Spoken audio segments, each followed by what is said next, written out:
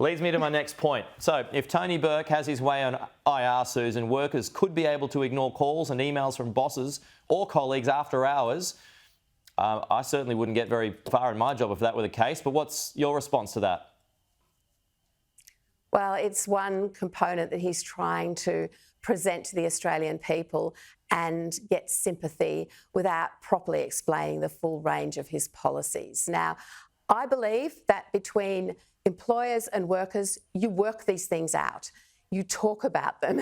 You don't need every single thing locked in regulation that then can go straight to the Fair Work Commission and blow up into some sort of industrial dispute. You just don't do that. The broad push of Tony Burke's industrial relations changes is bad for workers and it's bad for employers, and it's absolutely shocking for the economy. And you only had to talk to independent contractors, as I was last night in the building industry, and hear how they, again, aspiring tradies, they get up at 5 o'clock in the morning, they get in their utes, they go to building sites, they work incredibly hard, and they don't understand why this government is going to reach out into their workplace and demand certain things and certain arrangements that have suited them and the people they work with for years and are actually paying well.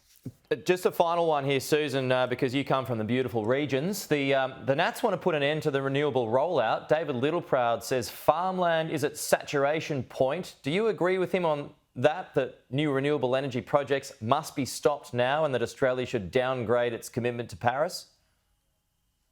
Some areas of Australia are screaming in pain from this push to renewables, and some of those people were outside the parliament yesterday, and some of them are in my electorate, and they're watching these massive transmission lines being built across prime farmland, and it's disgraceful. Should they end? What about the Hunter offshore winds?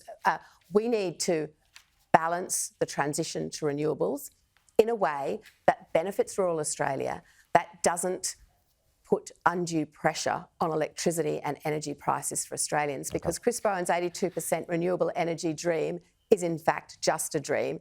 His 89% target for electric vehicles is just a dream. And meanwhile, we do have people who are doing it really, really tough when it comes to the cost of electricity. So we have to get that right, Pete. It does have to be a balance. But I do have sympathy for people who are absolutely appalled by what is happening when it comes to the push for offshore wind farms or these renewable energy transmission towers, these high voltage towers that are sort of such old technology and huge and defacing of the landscape. And the other thing I just want to say, Pete, is that where is the talk about protecting the environment in all this? As a previous Environment Minister, I know that by clearing land to put up renewable infrastructure, you also have a huge effect on the environment. But it appears this government is quite happy to ignore that. Susan, we'll leave it there. Thanks for your time.